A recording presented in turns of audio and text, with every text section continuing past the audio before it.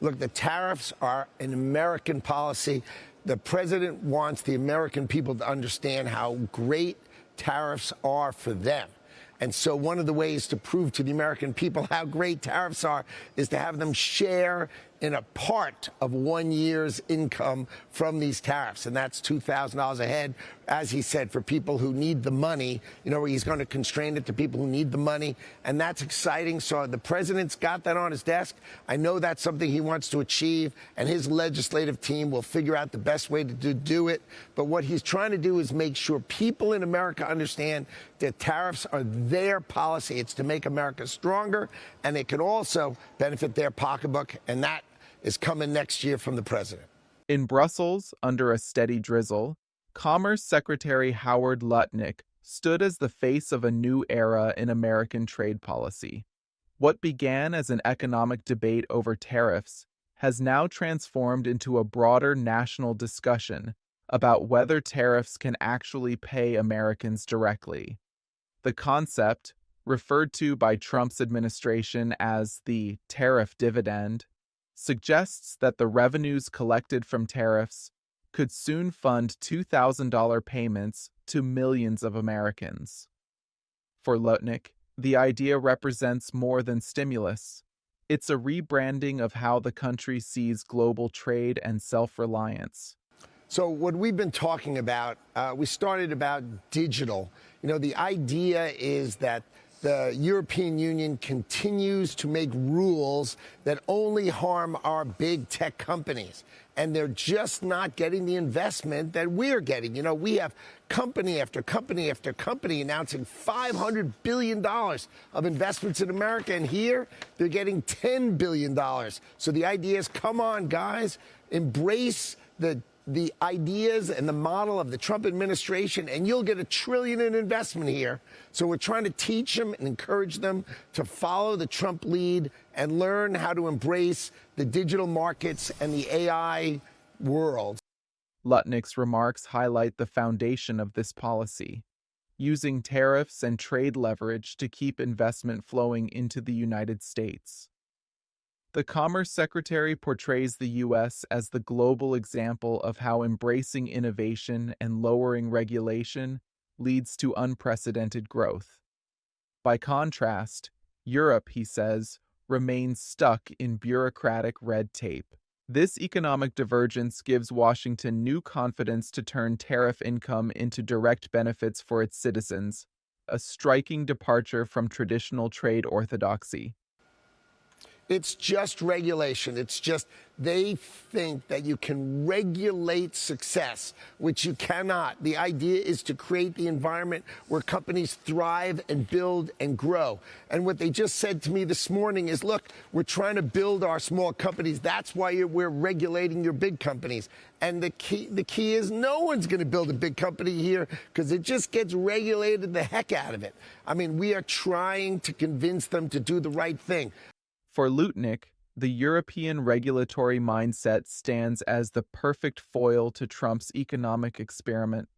While Brussels seeks to curtail corporate power, Washington seeks to unleash it, then redirect some of its bounty back to working Americans. This philosophy echoes Reagan-era supply-side optimism, but with a populist twist. Instead of trickle-down economics, the administration's framing suggests a direct payout from America's global dominance. Tariffs become profits, and profits become checks in the mail. I think we're here to enhance it. We're offering them, we can extend and grow the deal and make it better and help Europe on all the areas that they're interested in. You know, they're interested in expanding in steel, and we want the help in digital. We want the help in diesel. We want help back and forth. So I think this trade deal, which was a fantastic trade deal, can grow and change and breathe. And that's why we're here. We're giving them offers of how it can take care of them, but they've got to take care of us. These kind of trade deals breathe. And what you do is you send over your trade team to make it bigger, to make it better, and to make it stronger for us both.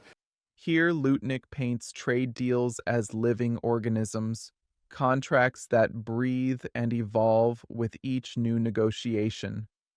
This perspective aligns perfectly with Trump's transactional worldview. The tariff dividend proposal, therefore, is not static policy, but a new kind of feedback loop. The better America performs in global trade, the more its people stand to gain at home. This link between tariffs and household prosperity could redefine how the average citizen perceives international economics. Well, I think the relationship between President Trump and President Xi is at the heart of this. I think these kind of things will work their way through. I think our trade team is going to work their way through. But really, it all is upon the fact that President Trump and President Xi have a good working relationship. They've decided to work these things out, and I think we're relying on that relationship is going to pound through and make sure things are balanced and reasonable between our two countries. But let's see how that goes. But I think the president's got it well in hand. Lutnick credits diplomatic strength as the invisible engine behind the tariff strategy. The relationship between Trump and China's Xi Jinping, once fraught with tension, now serves as a linchpin for maintaining global equilibrium. By controlling trade flows while sustaining cooperation, Trump's administration claims to have found a formula that secures revenue without triggering economic chaos. That equilibrium, Lutnick implies, is what makes the tariff dividend sustainable rather than reckless. So the idea, these are our best chips. And what we've decided to do is for chips of 35,000 chips or less, we will let a national champion tech company, that's G42 in the UAE and Humane in Saudi Arabia, that they can manage those chips, but those chips must stay in Saudi Arabia, stay in the UAE, must be overseen and must be audited, so they're there to take care of their domestic use. And then anything above 35,000 chips has to be run by U.S. hyperscalers and U.S. cloud providers. And that's the model for both Saudi and for the UAE. And I think we're very comfortable with that. Here we see another dimension of the tariff plan's logic, protecting American technological assets while controlling their global deployment. By setting strict export thresholds and oversight measures, the administration is not only protecting national security, but also ensuring that America maintains its technological advantage. That advantage, in turn, underpins the trade surplus feeding the tariff dividend program. The implication is clear. America's economic strength abroad directly funds financial stability at home. Well, the best part about America is we have Donald Trump in the Oval Office. He's listening to everybody. He's going to think about it. He listens to Jensen from NVIDIA, but he listens to all sorts of other executives, and they all bring these opinions together, and Donald Trump's going to decide what chips, if any, we sell to China. That's on the president's desk. He's going to decide how he wants to take care of it, and that's the benefit of having Donald Trump be the president of the United States, is he's making that decision with advice from everybody, and that's the best part about being in America. You got the best president, the best deal maker. He understands how he wants to play it, and we'll leave it in his hands. Lutnick's deference to Trump underscores how centralized this economic philosophy truly is. The tariff dividend is not a bureaucratic mechanism. It's a reflection of Trump's governing style, where intuition and deal-making replace committee deliberation.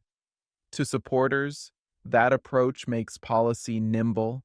To critics, it makes it unpredictable.